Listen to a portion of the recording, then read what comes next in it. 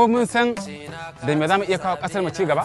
Shin ko kun san da me za ku iya kawo ƙasar ku shugabanni na gari? Ni na sani. Ni ma na sa amsar. Ni mace ce kuma uwa mai kishin ƙasarta. Da wannan zan iya amfani wajen kawo ƙasata ci gaba. Ina naku? Kuma me kuke jira? Kakar zaɓe ta shekara ta 2023 tana karatuwa. Kuma hukumar zaɓe mai zaman kanta wato INEC tana nan tana gudanar da rajistar zaɓe a yankunan da suke cikin jihar Katsina.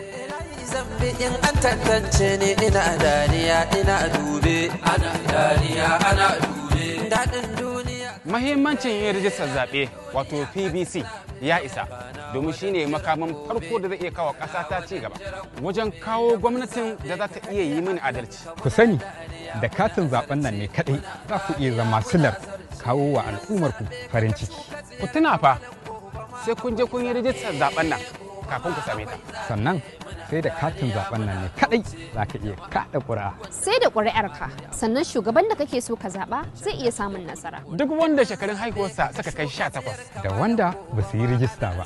Da kuma waɗanda nasu ya salwanta da su tabbata sun je an yi musu rajista. Domin da shi ne za ka samu damar kaɗa ƙuri'a a kakar zaɓe mai gabatowa. Katin zaɓe na shine 'yanci na. 'Yanci na Shine katin zaɓe na.